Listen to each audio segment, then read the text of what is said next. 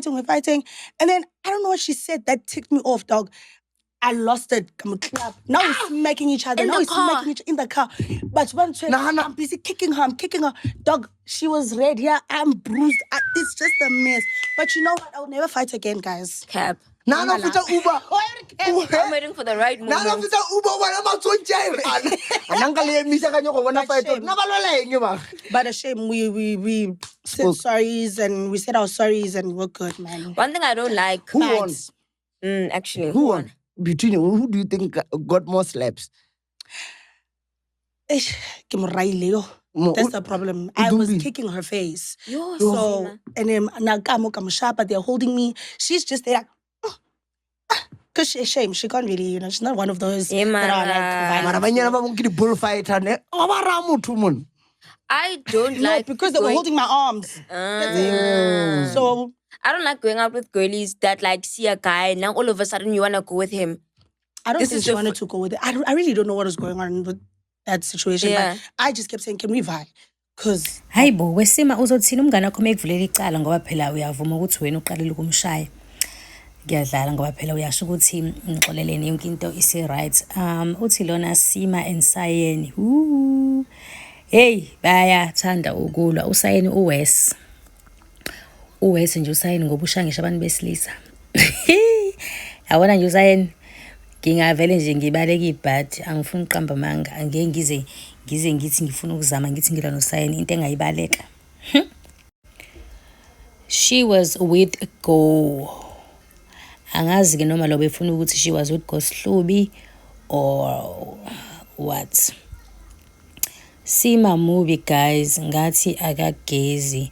Hayibo kanti yini people have so much hate. Yini movie ke guys uSima ngaze ngadlala ngenye ingane movie kephi. Sima, you are a brand. She is a brand, but it seems like we are caught sometimes. It seems like we are caught. Anogeza phela Sima kuyagezwa. Indaba guys, I don't understand. Ubuya sengathi umuntu ungagezile because she looks cute. I don't understand. Uthi lo not Sima sitting like this. Kodwa na indlela ahleli ngayo. Ayi kesana. Kodwa phela uyirelaxele bakwesho ukuthi indlela ajwayele ukuhlala ngayo usajwayela. Enze njani? Sima aging like Hamas. Hayibo kanti why so much hate? Uthi lo, that's a horrible thing to say about someone. You are vile. That is so true. Like, how can you say something like this?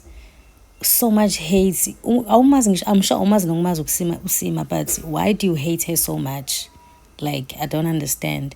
Utsila, I'm not saying anything, but why is Sima always a victim in her fights? Hike asas. But honestly, Gosihlubi didn't have a taste here. Hayibo guys, Usima ukhuluma indaba ukuthi bela nomnganakhe. Ukuthi unjani wathwathwa angazi ngenaphi wonke lama negative comments. I don't understand. Uthi lo nizokwazi yini ukuthula niyeke uSima achaze. Yathanda indaba, niyazithanda indaba. Who does Sima's edges? I'm stressed for real. Hayibo angahleni. Sima uhluphile shame. And hayi uhluphile yabo nje le episode le yangesonto hayi kuningi baby girl kuningi. So Spogo finished your hairline. Sima that's Gora.